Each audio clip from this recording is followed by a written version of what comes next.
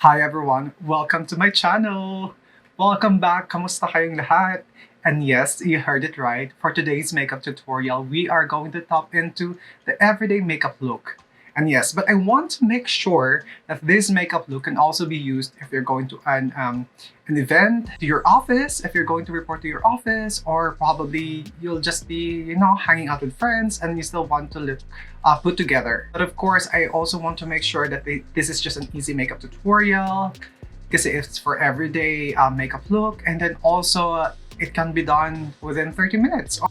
And of course, I have started now with my skincare, but I'm going to prep my skin pa din using this favorite. It's a Luxe Organic Beauty Mist. It's just so refreshing and feeling ko yung skin ko talaga is binubuhay nito. Now for our base today, I am still going to use my favorite, my BLK Skin Tailed Sun Shield.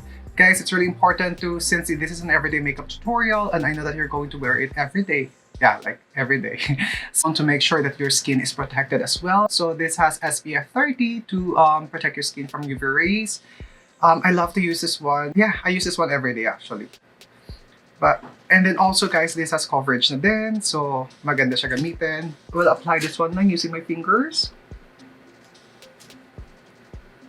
Spread out ko lang siya evenly sa face. Guys, yung mga product na may SPF, maganda talaga siya. Kasi of course, your skin is protected na din habang pinapaganda ka. Now guys, this makeup tutorial is very easy lang at very fast. You can do this one less than 30 minutes. Yeah. If you'll get used to this, mas mabilis mo pa siyang magawa. At yung leeg, nilalagyan natin ng sunblock para protecting yung skin mo. So if you can see guys, meron na kagad tayong coverage. So, maganda na siya. Although we're going to add more pa. So, there you go. So the good thing about this product is, yeah, may SPF 30 siya, and then it's a sunblock, but then may coverage din siya. So we're done with that. Now I want to brighten my eye na agad since manonotice mo na I have a dark circles here, tas kakapuyat. So I'll get my favorite concealer stick. Mabilis lang din siyang i-apply. Actually, yung makeup tutorial natin ngayon, parang wala na siya halos na usage of brush. Kasi mabilis ang makeup tutorial to. I mean, mabilis ang everyday makeup tutorial. So, yan. Iko-conceal ko lang yung mga areas at i-highlight ko na rin yung aking mata. Or under eye.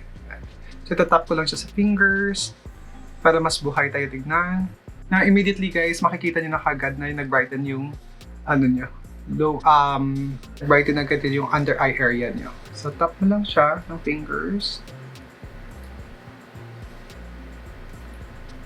I know this is an everyday makeup tutorial, pero we want to make sure pa din na everyday siya at madali. I mean, you can use this one pa din if you'll attend a wedding or yung mga events nyo na gagawin sa umaga or sa araw.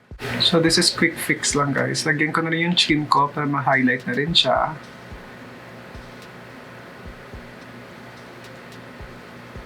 Konti sa nose. And then siya.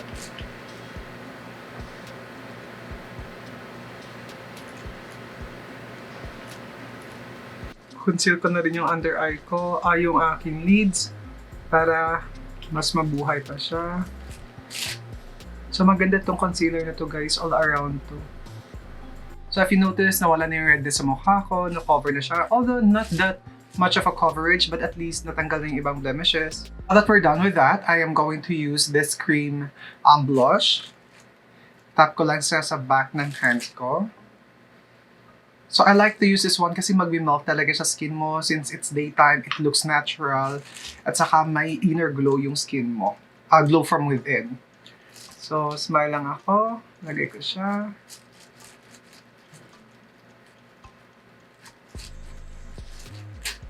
So mabilis lang talaga ito i-blend guys. This is from Fashion 21. It's I think 100 pesos or less. Yan. So i-blend lang yung product para merong... So instantly nagkakaroon na tayo ng buhay. Hindi ka rin halata nagbablush ka. I mean, naglagay ka ng blush kasi it's a cream product and it really melts into the skin.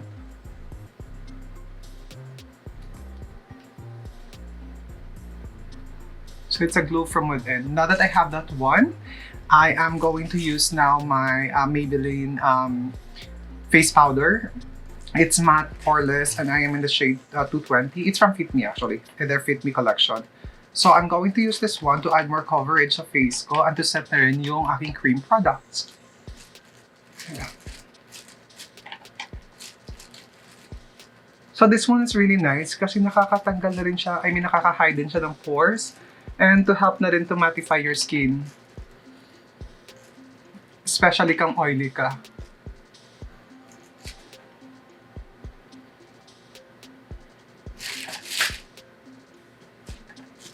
Tapos mag-a-add na rin siya ng coverage para ma-hide yung mga blemishes pa na iba na hindi kaya ng ating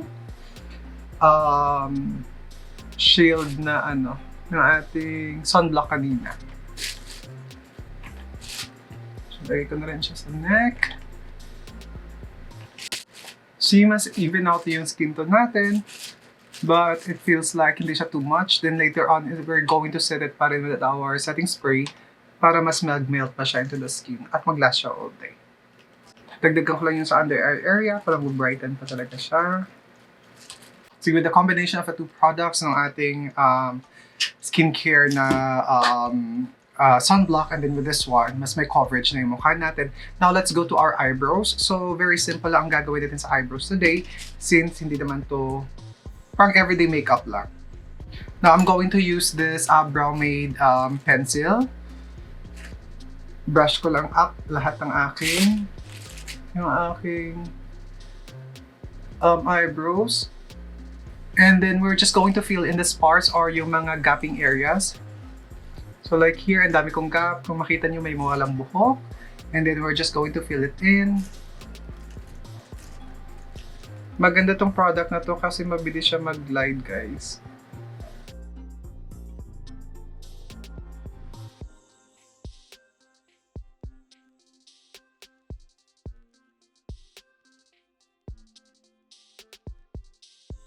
I'm going to use a spoolie para i-blend lahat.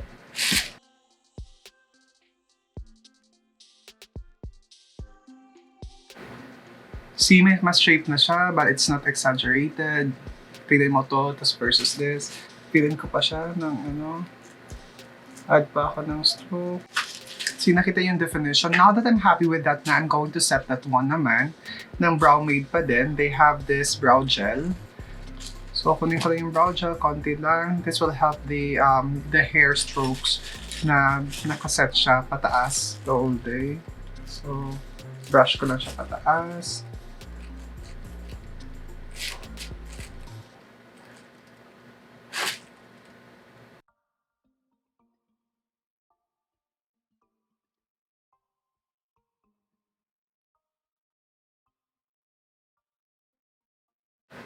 Nakita niyo ba yung difference? Nakita niyo yung feathery effect ng ng hair strokes ko or hair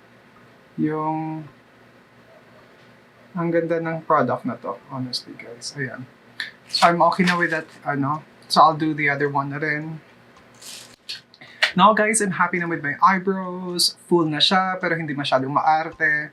Pero maganda na siya. It's shape, full. The good thing kasi of doing your eyebrows properly is that it really helps to shape your face. Nag-frame siya ng face mo, guys. Kung naka-shape yung eyebrows mo properly, nag-frame yung face mo, mas maganda yung eyes. It's very easy to do this. You just need to get a cream.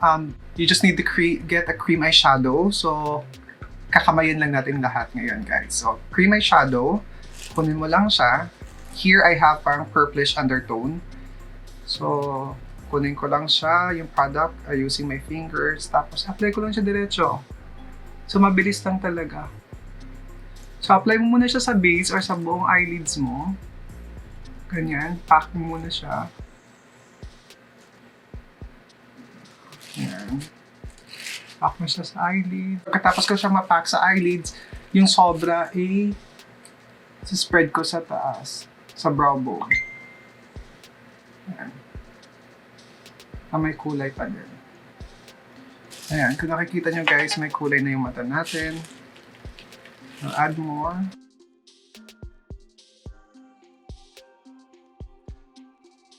Ayan. So, very easy lang siya. Hindi siya masyadong maarte. Hindi siya masyadong maarte, but you still have that color sa lids mo that will make your eyes pop pa din. So, this is really effortless. Very effortless. So, ayun guys. Less than 1 minute. Tapos na ako sa eyes ko. And then, let's go. Kung you want more shimmer, pero araw, but you can still do it. You can still apply with shimmer. With eyes kasi, you don't want it to be exaggerated talaga. Kasi it's a day makeup naman. And then you just want to feel relaxed with your makeup.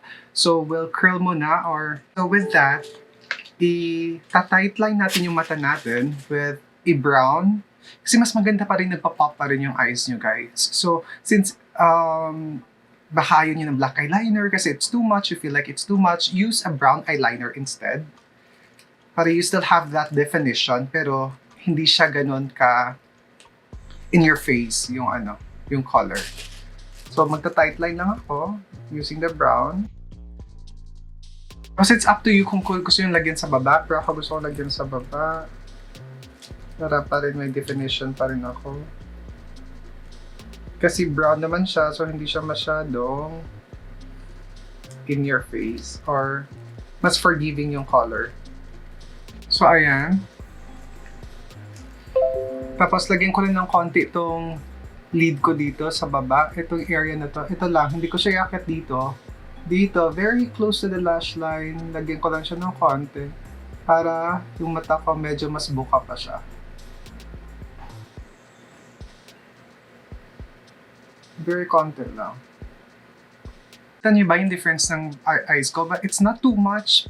Pero alam niyo mas buhay yung isang mata.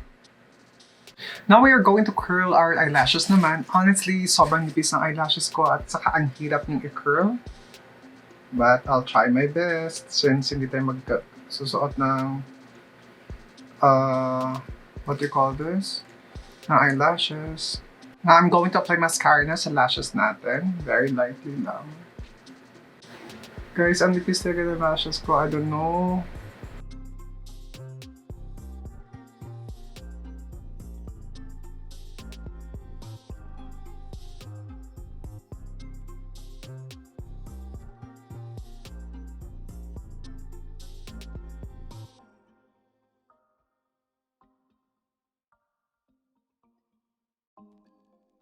Guys, as the same as usual, lalagay ko lang sa description box yung mga products na ginamit ko. Now, let's apply naman our bronzer. So what I have here, it's not really a bronzer, it's a foundation from Vice Ganda, but I think this one is really nice to my skin tone. So ito yung gagamitin kong bronzer. Here, it's a Vice Ganda foundation. So gamit lang ako ng brush. Focus ko lang siya dito sa ating hollows ng cheeks natin. Ayan, so mas may buhay na tayo. Mas naminipis na yung mukha natin. Lagay natin dito sa taas din. So, blend natin sa baba. So, dito. This will add definition sa mukha mo, but it's not too much. It's just enough para magkaroon ng buhay yung mukha mo. So, lagyan natin sa nose yung iba. Para mag-marry yung color sa chin. Hi guys, let's go naman to our blush. So magba-blush pa rin tayo kahit meron na tayo kaninang cream blush. So I'm going to use the same brush. I'm going to apply our blush here. From e.l.f. I like to use this color to pink dito. Since everyday naman siya. So mas buhay. So lagay ko lang siya sa apple ng cheeks ko. Smile lang ako. Very lightly lang. I-blend ko na rin siya sa aking temple. Yung sobra. Para lang na-unity yung ating color.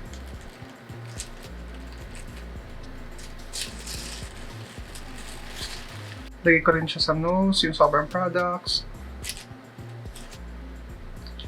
Yung same color na rin sa blush mo, you can use na din.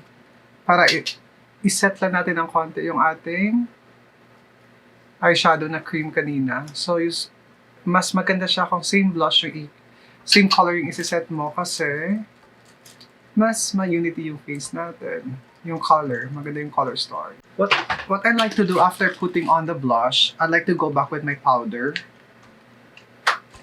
Like lang sa powder ko.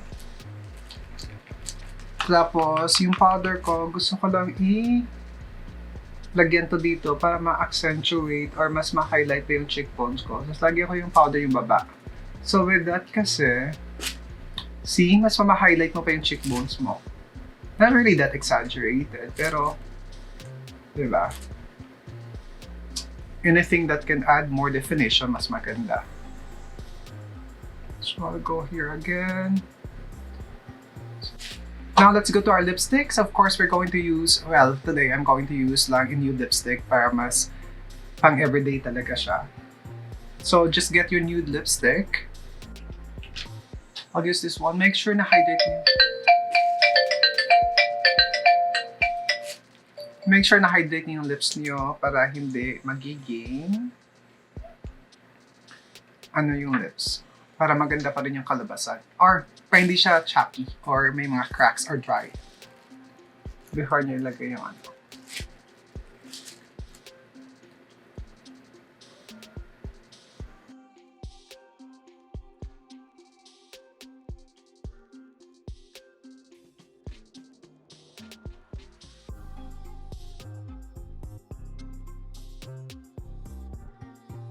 I really love this lipstick kasi sobrang hydrating niya.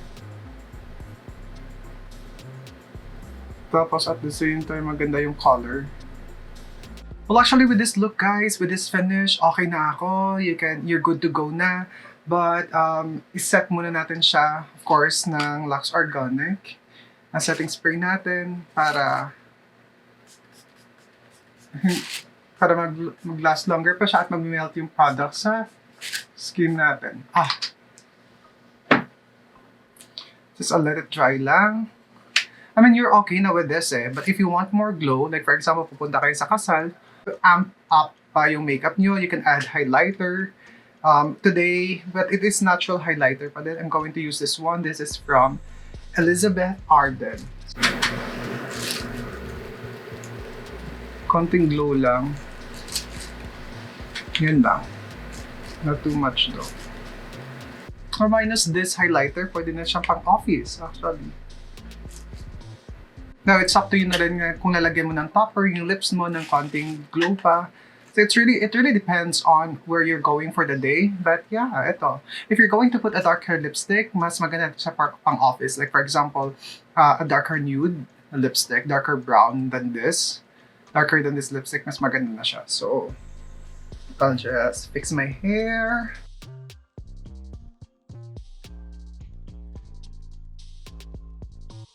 And so we're done. Thank you so much guys for joining me again today for this makeup tutorial. I hope that you have learned a thing or two with this everyday makeup look. And if you happen to do this, apply some of the techniques and tips, please don't hesitate to tag me or also make any suggestion or any products that you want me to review. Please just comment down below. And guys, thank you so much for all your support. I know that I am just starting with my video tutorials, but I am so happy that some of you did subscribe and watch my videos already.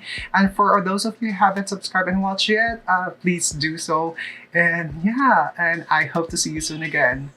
Salamat na marami. Bye guys!